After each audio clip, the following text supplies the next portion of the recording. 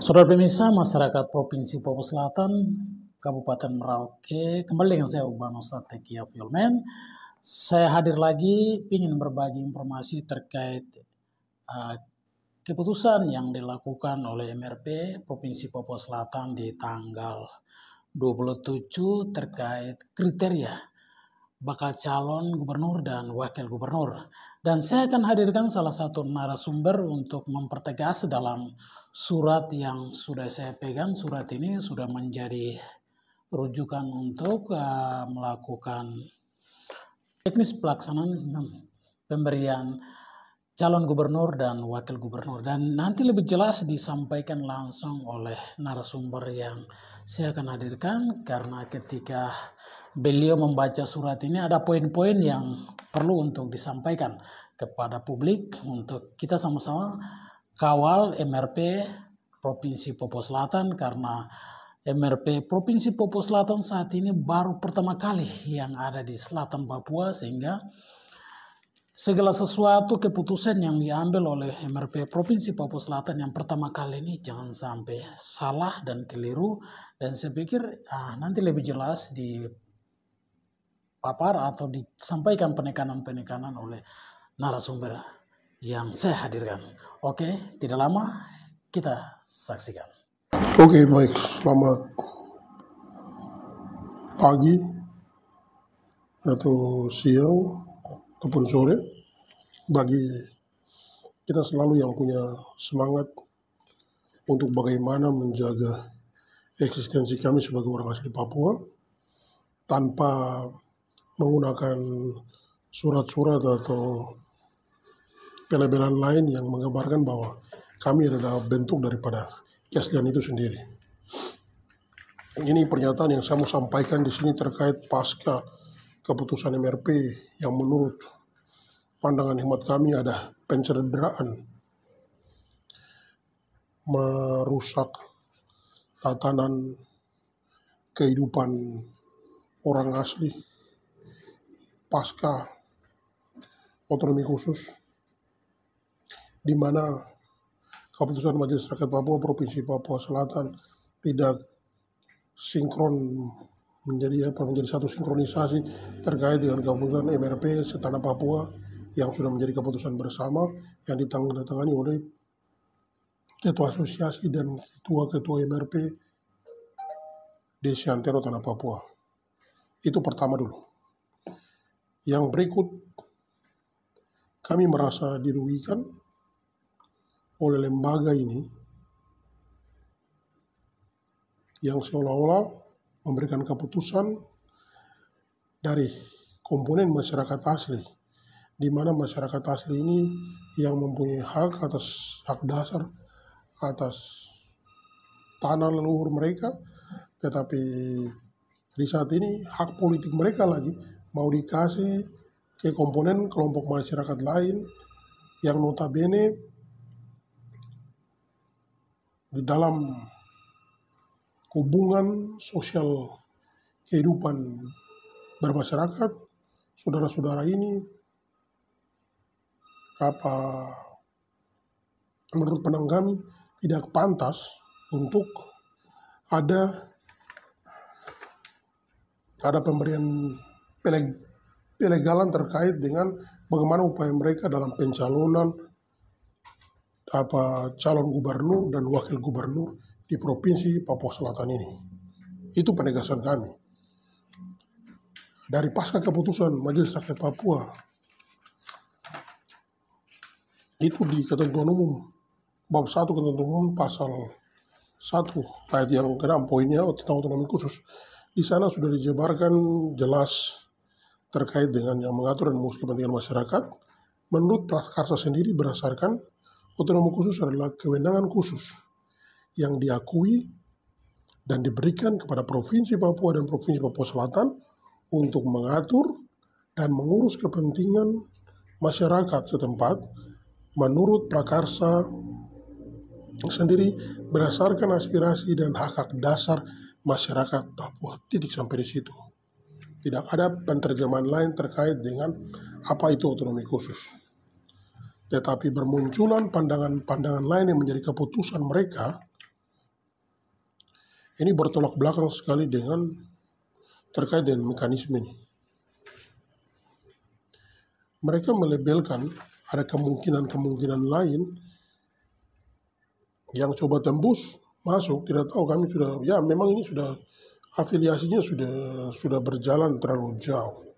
Artinya ini kan orang politik balas budi mungkin di sini. Sedangkan MRP sendiri tidak boleh berpijak pada landasan politik itu sendiri. Mereka harus berpegang teguh pada kultur di mana lembaga ini menjadi lembaga representasi kultur itu sendiri. Tetapi di perjalanan jalan kita lihat ada hal-hal yang muncul keanehan terkait dengan apa yang seharusnya mereka kerjakan di sini. Terkait itu lagi, ini ada salah satu poin penting bahwa lembaga ini tidak boleh menjadi lembaga kepentingan. Lembaga ini murni melihat kepentingan dasar orang-orang asli.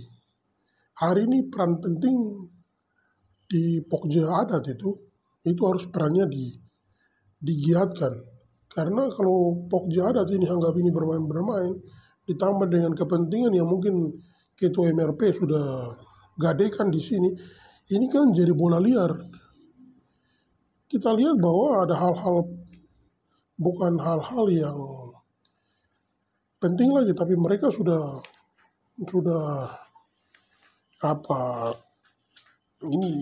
gadekan untuk kepentingan pribadi mereka. Di sini di bagian kedua itu pasal 4 itu kita lihat bahwa syarat-syarat administrasi lagi, saya juga bingung lagi. Ini kita mau ada surat keterangan di poin 4-nya nih. Ayat 4 yaitu surat keterangan pengakuan dari suku asli bakal calon dan wakil calon gubernur yang ditantangani kepala suku setempat atau sebutan lain bakal calon berasal. Ini kita mau bikin surat pernyataan apa? Saya kira tidak perlu ada surat-surat pernyataan lagi. Sebenarnya itu yang saya bilang kemarin di beberapa waktu lalu, bahwa orang asli itu kan jelas toh. Dia punya moyang itu siapa, dia moyang itu kas turun, dia putete itu siapa. Dia putete ini kas turun dia punya bapak itu siapa. Setelah itu dia bapak kas turun dia. Saya kira itu sangat jelas. Begitu. Kalau kita pakai syarat ada surat keterangan pengakuan ini kan, kalau masyarakat adat hari ini gampang dibeli, ini juga jadi persoalan baru lagi. Tapi ini bukan persoalan yang sudah selalu ada sepanjang waktu ini. Karena kepentingan orang-orang buruk ini, mereka gampang melegalkan segala cara untuk demi kepentingan dan nafsu kepentingan mereka ini. Ini yang artinya kami sangat sayangkan dengan bagaimana lembaga ini punya eksistensi kerja mereka. Ada lagi laki-laki yang bertengkar dengan perempuan gara-gara keputusan ini. Perempuan ini mempertahankan bagaimana eksistensi laki-laki di atas tanah ini, tapi laki-laki kembali mau berantem dengan perempuan gara-gara dia mau jual dia diri laki-laki. Itu terjadi di Majelis Rakyat Papua Provinsi Papua Selatan. Mereka ini sudah agak aneh, lembaga ini. Malah yang menjaga eksistensi ini hanyalah perempuan-perempuan yang punya jiwa besar. Kita pikir laki-laki yang berjiwa besar untuk menjaga ini. Tapi perempuan-perempuan yang mereka mempertahankan. Mereka yang berpikir bagaimana hak-hak dasar laki-laki lagi kembali. Makanya kita selalu bilang kehidupan itu ada di perempuan. Tidak tahu di Papua Selatan ini sudah agak aneh. Laki-laki harus tidak pegang busur untuk berdiri lagi di depan. Tapi laki-laki dong pikul. Orang Awi bilang itu mutu. Begitu. Dong pikul untuk pergi pangkur sagu. Sedangkan perempuan sudah tidak pangkur sagu. Perempuan yang pegang busur cari binatang. Hari ini di Majelis Rakyat Papua Selatan terjadi itu. Begitu. Jadi pertama kita memberikan apresiasi buat saudara-saudara perempuan yang sampai dengan hari ini mereka masih punya eksistensi besar untuk menjaga nama besar kita semua laki-laki di tanah ini. Tapi itu, saya juga sedikit, mungkin karena kemampuan intelektual ini agak rendah, jadi tidak ada jalan lain, argumentasi juga tidak punya, makanya mereka lebih menonjol kepada fisik. Adu jotos yang mereka gunakan karena kemampuan isi kepala ini berkurang, bukan berkurang, itu kurang, tidak ada sama sekali, makanya mereka pakai otot yang lebih dominan. Artinya sangat disayangkan. Kalau perempuan dan perempuan ribut itu biasa. Tapi kalau laki-laki yang mau bukan ribut saja, tapi mau pakai kekuatan fisiknya untuk lawan perempuan, nah ini bermasalah. Laki-laki yang model begini, laki-laki yang bermasalah. Artinya ini mungkin jadi rahasia, tapi kita bikin jadi rahasia umum saja supaya semua orang tahu bagaimana kekuatan, kemampuan, intelijensi daripada masyarakat yang kita tunjuk menjadi satu komponen penting di dalam lembaga ini yang menggambarkan bahwa ada masyarakat asli, 4 suku besar, 4M2, 6 suku besar yang ada di tanah Papua Selatan ini. Tetapi kasihan, jauh dari sedikit harapan, tetapi kita selalu optimis bahwa pasti selalu akan ada orang-orang baik yang punya niat baik. Mungkin kita mulai dengan perempuan, karena saya kira di MRP itu laki-laki semua itu pakai rok saja, karena sudah tidak ada. Kita ke kantor tuh kita lihat macam semua itu perempuan, tidak laki-laki. Malah yang perempuan yang kita pikir dong laki-laki kembali, begitu. Karena mereka punya kemampuan ya. Sejauh ini kami masih jempolin mereka.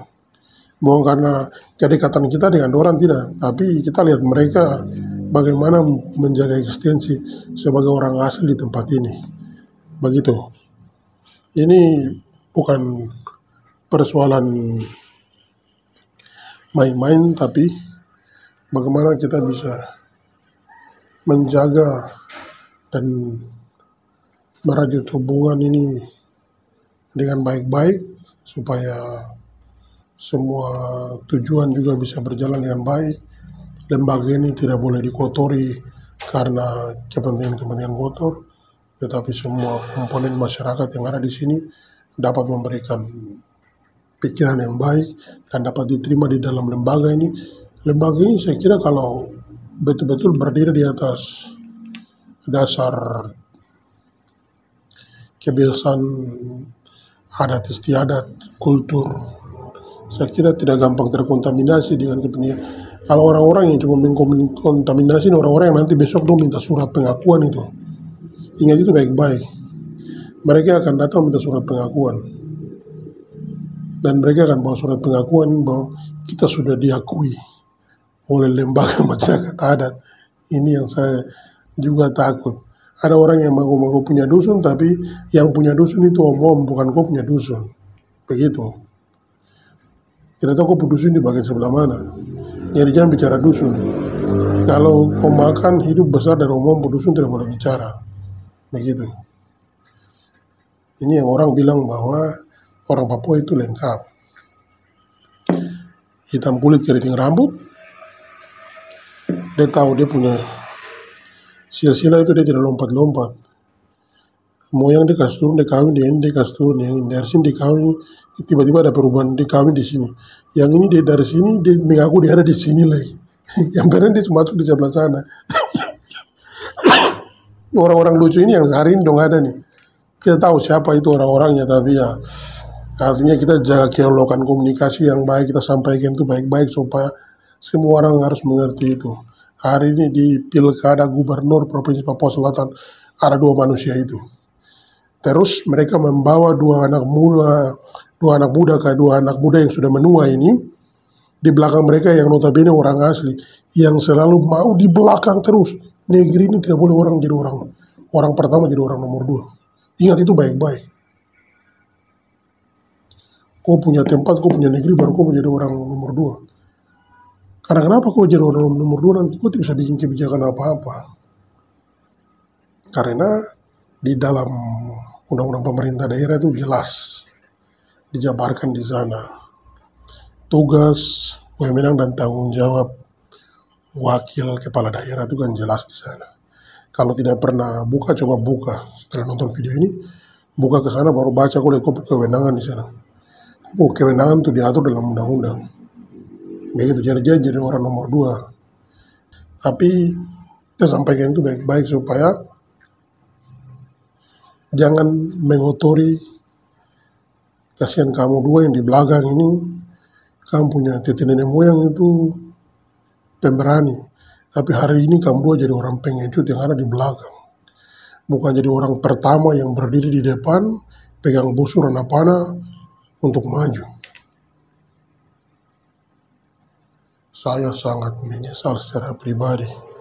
Ditambah dengan lembaga ini lagi melegalkan kepentingan yang kita tahu lembaga ini sudah berafiliasi dengan siapa. Begitu. Saya kira semua orang harus kawal ini supaya lembaga ini tidak boleh jadi bola liar. Khusus untuk Pak Ketua MRP, jangan hanya karena kepentingan mau hidup agak mewah sedikit, jadi kok giring orang-orang laki-laki yang tidak punya kemampuan di dalam lembaga ini jadi satu kekuatan, ditambah dengan beberapa perempuan yang tidak punya kemampuan intelektual dan laki-laki yang tidak punya kemampuan intelektual bagus. Kamu bangun satu formasi di dalam untuk merusak lembaga ini punya nama. Kamu catat itu baik-baik. Karena kamu tidak begitu hebat sebenarnya. Karena kita tahu kamu masuk ini karena disumbat dengan kepentingan. Begitu. Kamu hanya merusak orang lain yang seharusnya harus ada dalam lembaga ini. Mereka punya hak, kamu sabotase, dan hari ini kamu duduk. Saya kira dengan keberadaan kamu di sana mungkin kamu lebih bijaksana, lebih baik. Tapi ternyata kamu lebih pada pengerusakan tataran kehidupan masyarakat adat asli di negeri ini. Di mana ada orang Ayu sendiri, orang Marin, orang Yai, orang Muyu, orang Mandobo, orang Asmat. Ditambah dengan ada Jakarta Mario dan suku terlalu banyak di tempat ini. Yang kita belum identifikasi, kami cuma baru 6 suku besar yang tadi diidentifikasi sebenarnya. Ini pekerjaan rumah MRP untuk mengidentifikasi ini. Tapi kalau MRP ini sudah kerja untuk kepentingan politik ini, lembaga ini sudah tercoreng karena kepentingan-kepentingan tadi. Orang-orang ini kan orang-orang yang menjual hak dasar mereka untuk melegalkan kepentingan kemewahan mereka ini. Begitu, kalau kita sudah bodoh, jangan pakai kebodohan itu untuk cari makan. Tunjukkan kepintaran, kepandaianmu, supaya orang lihat kau eksis di tempat ini karena kau punya kepandaian. Kalau kau pakai kebodohan itu untuk cari makan, hari ini kan kamu pakai kebodohan nih, cari makan di lembaga ini. Begitu. Kita tahu kamu bukan datang dari latar belakang keluarga yang baik-baik saja. Ini kan latar belakang keluarga yang semua dibawa dari selalu bicara kemiskinan. Dan kamu juga ada dalam komponen itu. Makanya ingat itu, jangan ketika duduk MRP langsung lupa. Besok waktu dari MRP kok jadi orang susah. Bukan kok langsung jadi seperti 9 naga di Jakarta sana. Kok siapa? Besok kok paling busuk daripada masyarakat yang ada di tempat ini. Ingat itu baik-baik. Jadi kalau duduk di situ, urus kepentingan rakyat ini baik-baik. Jangan sampai hanya kamu karena orang bawa datang uang 1.000, kamu juga langsung rubah. Bersepakat dengan hal-hal yang bersepakat tapi tidak punya argumentasi, saya juga bingung.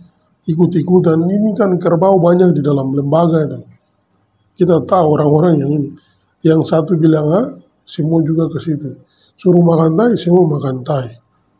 komponen kelompok ini kan ada di situ. Saya kira tidak perlu banyak hal yang saya sampaikan, ini saya agak sedikit tegas untuk lembaga ini supaya jangan main-main. Kamu pasca keputusan yang kamu buat ini keputusan yang kalau kita baca saja kita rasa aneh bin ajaib begitu.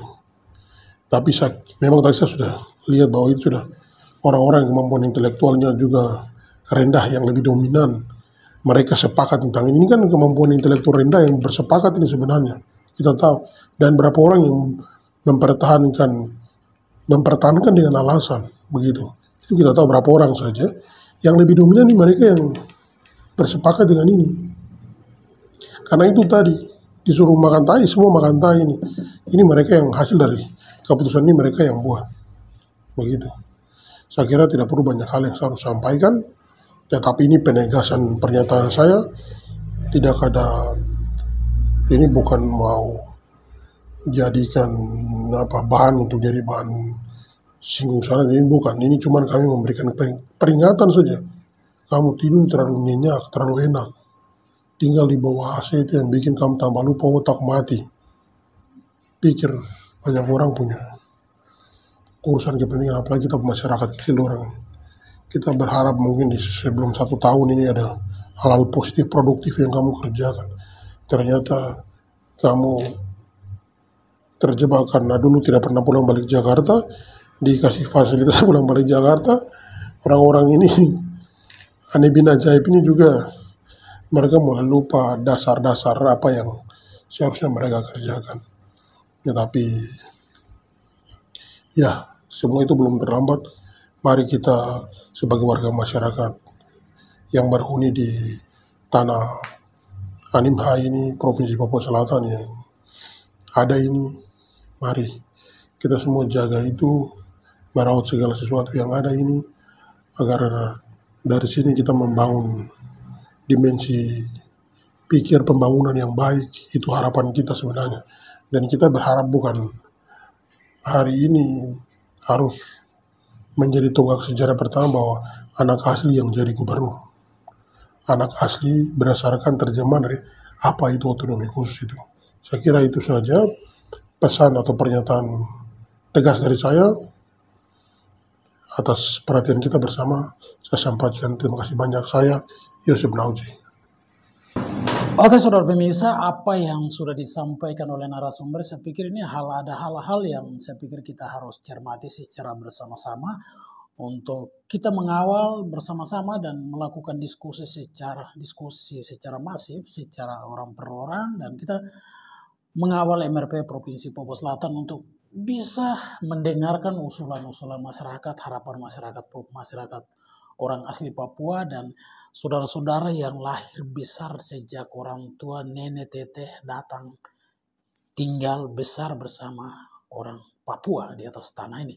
Saya pikir hal itu yang tadi sudah disampaikan oleh narasumber dan saya pikir ini hal yang luar biasa tadi sudah dijelaskan secara tegas. Ada hal-hal luar biasa yang saya pikir kita harus melihat dari penyampaian yang sudah disampaikan oleh saudara Yosef Nauce seperti itu. Saudara pemirsa, saya Urbanus akan kembali di statement-statement berikut lagi.